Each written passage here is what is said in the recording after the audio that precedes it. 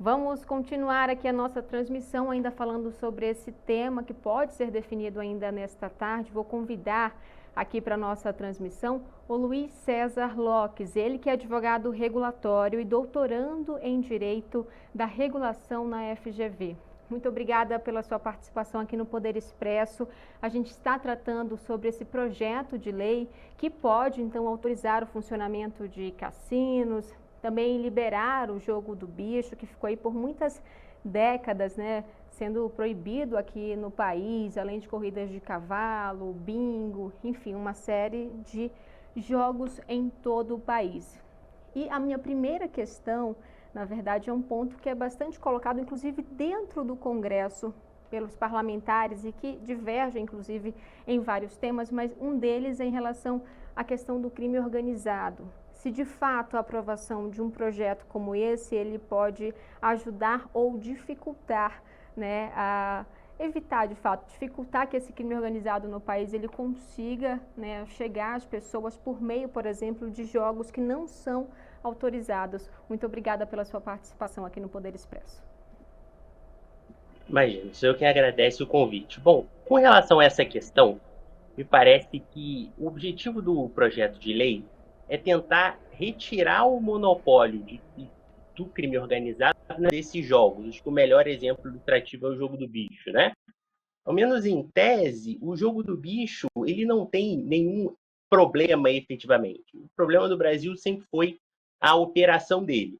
Então, a tentativa de estatizar, ou pelo menos de criar um monopólio público para a exploração desses jogos, é justamente a tentativa de tirar o monopólio hoje existente da criminalidade. Então, me parece que essa é uma tentativa do Estado brasileiro de, pela primeira vez, tentar resolver o problema. O Estado brasileiro é a ilusão de que essa atividade econômica ela existe, ela só está à margem da regulação e da lei brasileira. Então, quando o Estado chega à conclusão de que a melhor opção é tentar regular, e aí o exercício da regulação é justamente a imposição de regras, me parece que é o enfrentamento, vai ao sentido contrário, né?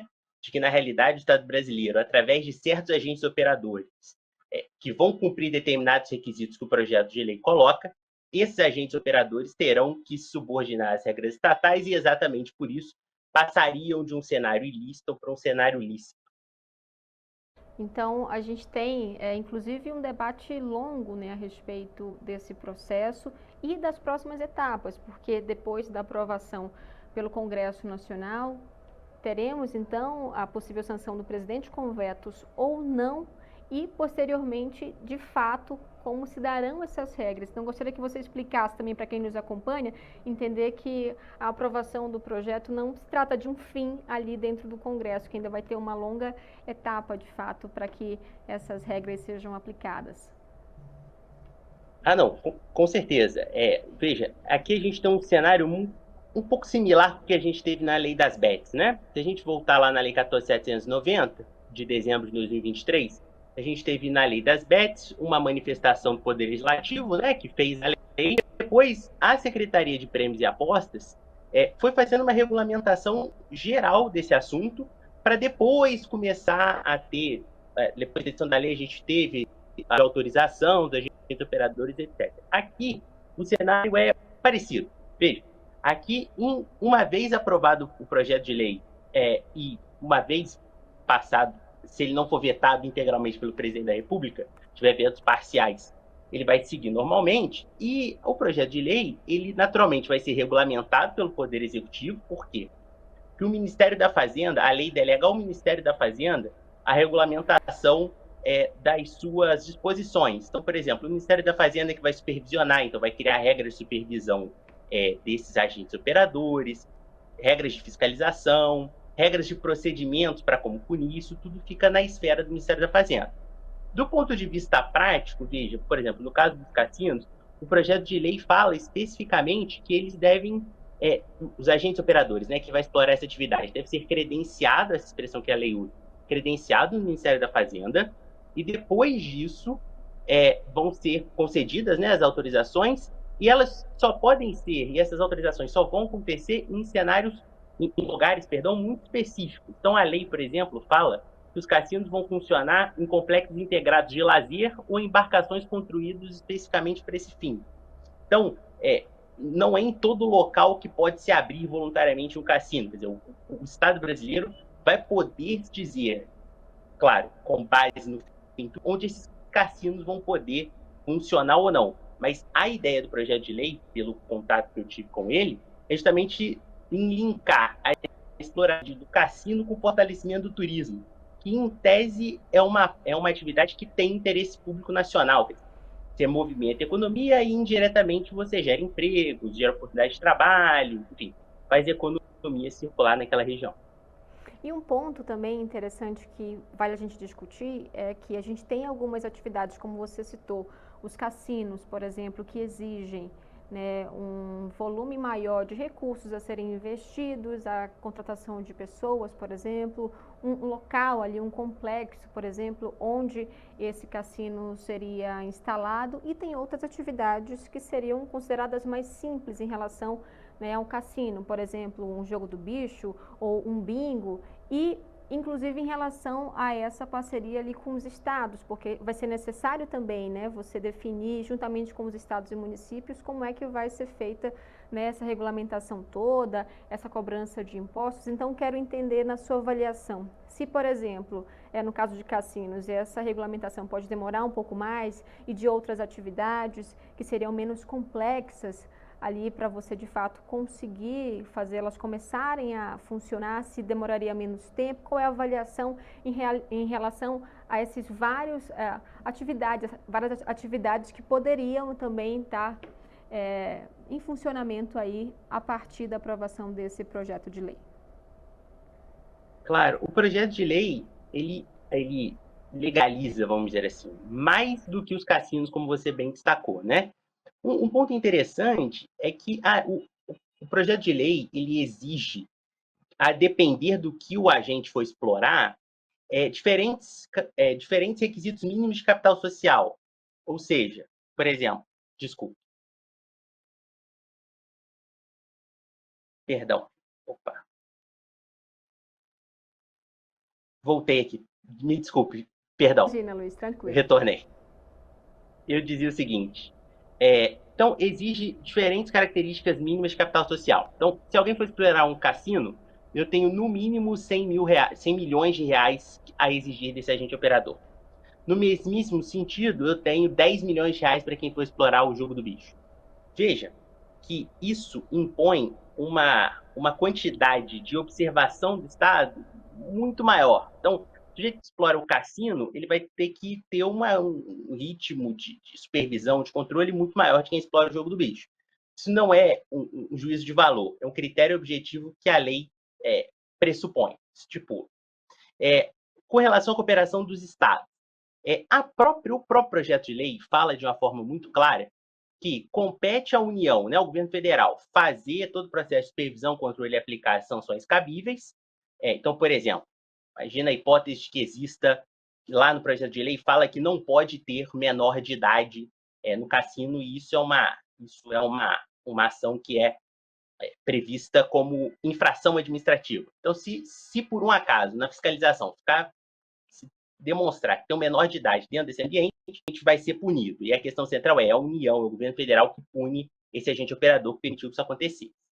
De toda sorte, o mesmo projeto de lei fala que a União vai cooperar com os estados e municípios para tentar descentralizar esse controle, por uma questão de praticidade, vamos chamar até de eficiência. Veja, os cassinos, os cassinos e outras atividades, como o jogo do bicho, enfim, elas vão ser instaladas em locais nos municípios, nas cidades. Então, é natural que o governo federal tenha muita dificuldade em fiscalizar todo o território nacional. É exatamente por isso que essa participação dos municípios e estados é fundamental. E aí que me parece ser o grande ponto que talvez a gente tenha que entender daqui para frente.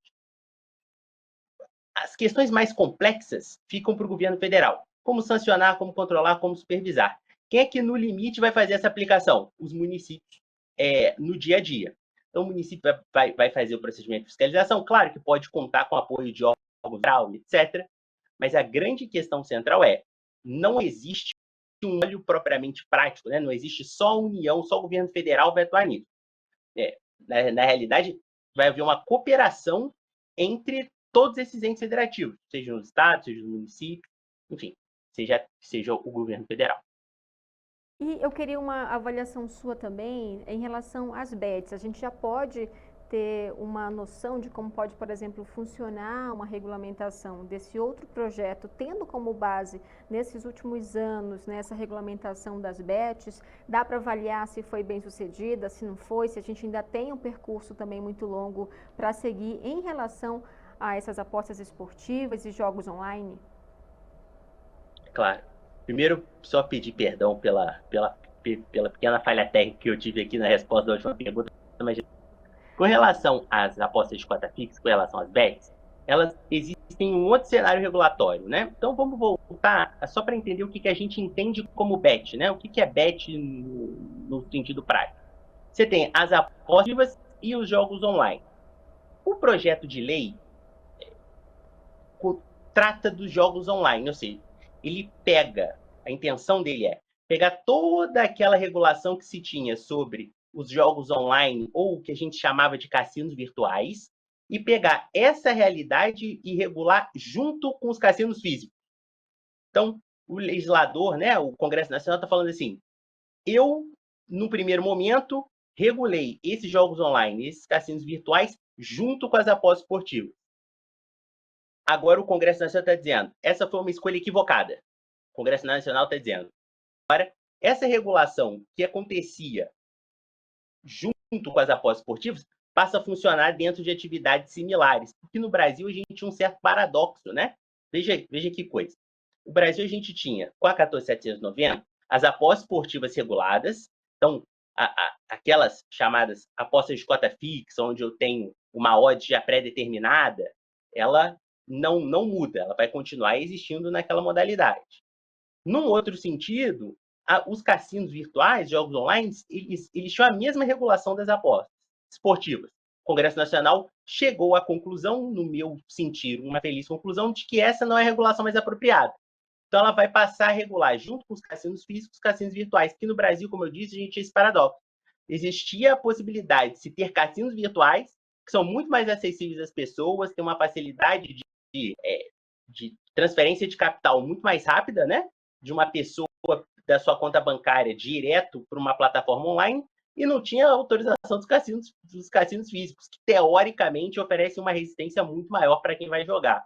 Então, o legislador está tirando do cenário das bets, o Congresso Nacional, tirando os jogos online, os cassinos virtuais, da regulação, e vai passar para esse projeto de lei, caso aprovado. Questão central e a lei das bets vai ficar como?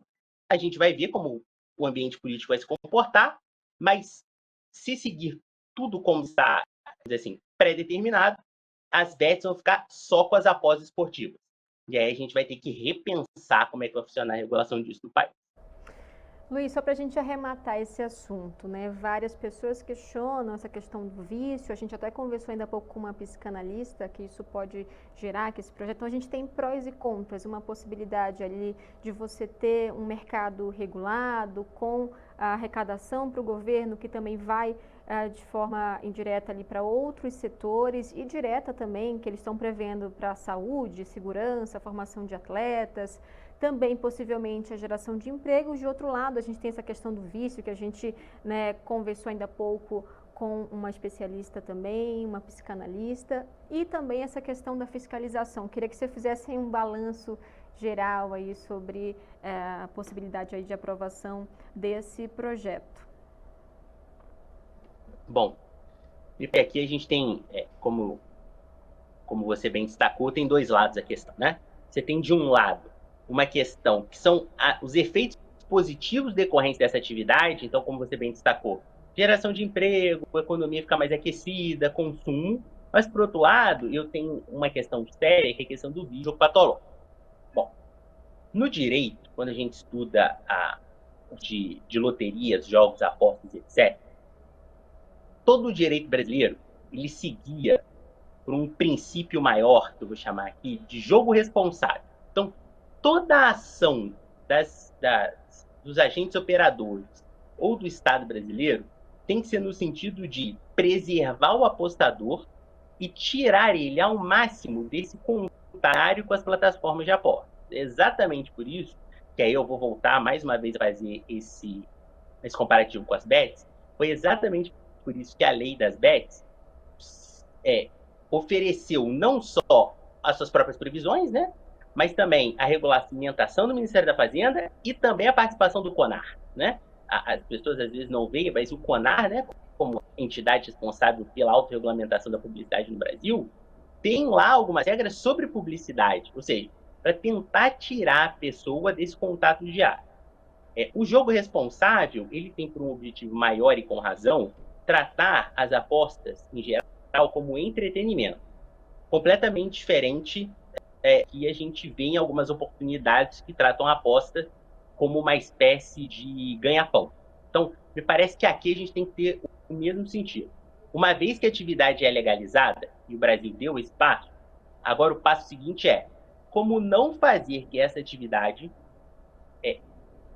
seja atrativa a ponto de criar esses problemas relacionados ao vídeo. Então, vou voltar a dizer, me parece que nos cassinos virtuais, nos cassinos físicos, na legalização do jogo do bicho, todas essas questões, tem que se ter o mesmo movimento que se teve na lei das bets. Uma vez aprovado o projeto de lei, o Ministério da Fazenda tem que colocar a bola no meio de campo, como se diz popularmente, dizer agora que o jogo vai começar no segundo tempo, a gente tem que pensar como a gente pode diminuir ou não deixar essa atividade tão atrativa a ponto de se tornar viciante. E aí é justamente a criação dessas políticas de jogo responsável, criar políticas de conscientização no dia a dia, diminuir dentro do jogo o espaço de ação dos agentes operadores fora do que seja legal. Então, por exemplo, a gente tinha, né, uma série de restrições à publicidade na lei das bets. Essas restrições também tem que valer aqui nos cassinos. Não pode ter propaganda de cassino em qualquer lugar, em qualquer momento. Então, o Estado brasileiro, uma vez que fez essa escolha, naturalmente vai andar com as políticas de jogo responsável a fim de evitar esse dado que é o vício, né? Luiz César Lopes, advogado regulatório, muito obrigada pela sua contribuição aqui no Poder Expresso. A gente continua também à disposição para novas discussões. Muito obrigada, uma ótima tarde. Sou eu quem agradece. SBT News, o maior canal de notícias do YouTube.